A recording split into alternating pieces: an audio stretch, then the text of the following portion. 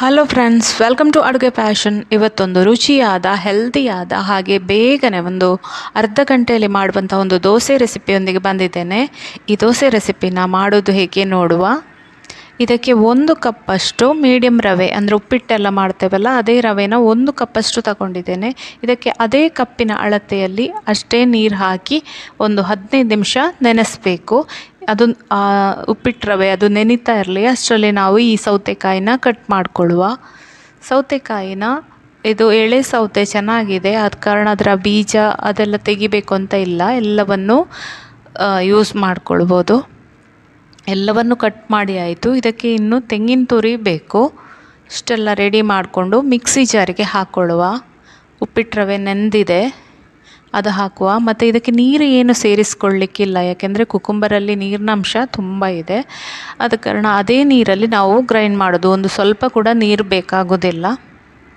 ತೆಂಗಿನ ತುರಿ ಒಂದು 1/4 ಕಪ್ಪಷ್ಟು ತೆಂಗಿನ ತುರಿ, 2 ಒಣಮೆಣಸು, ಅದನ್ನು ಸ್ವಲ್ಪ ಕಟ್ ಮಾಡ್ಕೊಂಡು ಹಾಕುವ. ಮಿಕ್ಸಿ ಮಾಡಲಿಕ್ಕೆ ಸುಲಭ ಆಗ್ತದೆ. ಅದೇ ರೀತಿ 1 ಚಮಚದಷ್ಟು ಕೊತ್ತಂಬರಿ, ಅರ್ಧ ಚಮಚ ಜೀರಿಗೆ, ರುಚಿಗೆ ಎಷ್ಟು ಬೇಕು ಅಷ್ಟು ಉಪ್ಪನ್ನು ಹಾಕಿ ನುಣ್ಣಗೆ ಗ್ರೈಂಡ್ ಮಾಡ್ಕೊಳ್ಳೋದು. ನೋಡಿ, ಈಗ ಗ್ರೈಂಡ್ ಆಯಿತು. ಎಷ್ಟು ನುಣ್ಣಗೆ, ಇದಕ್ಕೆ ಒಂದು ಸ್ವಲ್ಪ ಕೂಡ ನೀರು ಸೇರಿಸಲಿಲ್ಲ. ಹಿಟ್ಟು ಅದೇ ಒಂದೇ ರೀತಿಯಾಗಿದೆ, ಏನು ಹೆಚ್ಚು ಕಡಿಮೆ ಆಗಲಿಲ್ಲ. ಎಷ್ಟು ಕನ್ಸಿಸ್ಟೆನ್ಸಿ ಹೇಗೆ ಬೇಕೋ ಹಾಗೆ ಆಗಿದೆ. ಈಗ ದೋಸೆ ಮಾಡಿಕೊಳ್ಳುವ.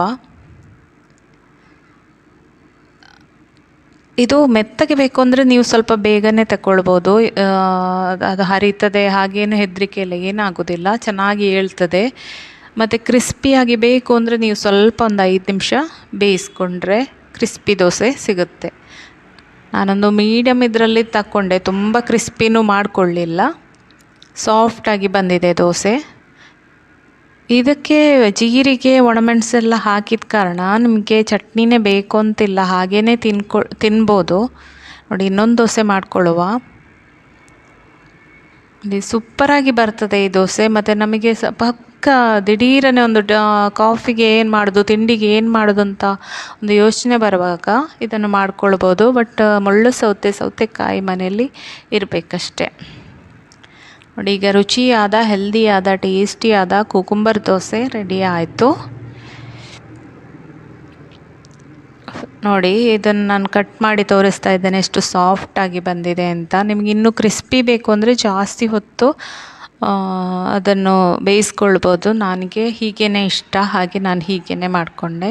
ಇದು ನಾನು ತೆಂಗಿನಕಾಯಿ ಚಟ್ನಿ ಮಾಡಿದ್ದೆ. ಇದಕ್ಕೆ ಚಟ್ನಿಗೆ ಹಸಿಮೆಣಸು, ಹುಳಿ ಮತ್ತೊಂದು ನೀರುಳ್ಳಿ ಹಾಕಿ ಗ್ರೈಂಡ್ ಮಾಡಿದ್ದು, ಬೇರೇನೂ ಹಾಕಲಿಲ್ಲ. ಸೂಪರ್ ಆಗ್ತದೆ ಈ ಚಟ್ನಿಯೊಂದಿಗೆ ಈ ದೋಸೆ ತಿನ್ನಲಿಕ್ಕೆ. ಸೂಪರಾದ ಹೆಲ್ದಿಯಾದ ದೋಸೆ ರೆಡಿ ಆಯಿತು. ಫ್ರೆಂಡ್ಸ್, ನನ್ನ ವಿಡಿಯೋ ಇಷ್ಟ ಆದರೆ ಲೈಕ್ ಮಾಡಿ, ಶೇರ್ ಮಾಡಿ, ಕಮೆಂಟ್ ಮಾಡಿ. Thank you friends watching my video. Thank you so much. ಇದನ್ನು ಜೋನಿ ಬೆಲ್ಲದೊಂದಿಗೆ ಕೂಡ ತಿನ್ಬೋದು, ಅದು ಸಹ ರುಚಿ ಆಗ್ತದೆ.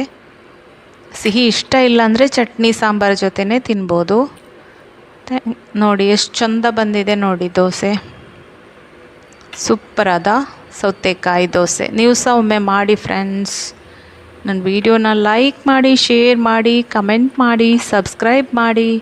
Thank you friends watching my video. Thank you so much. Thank you.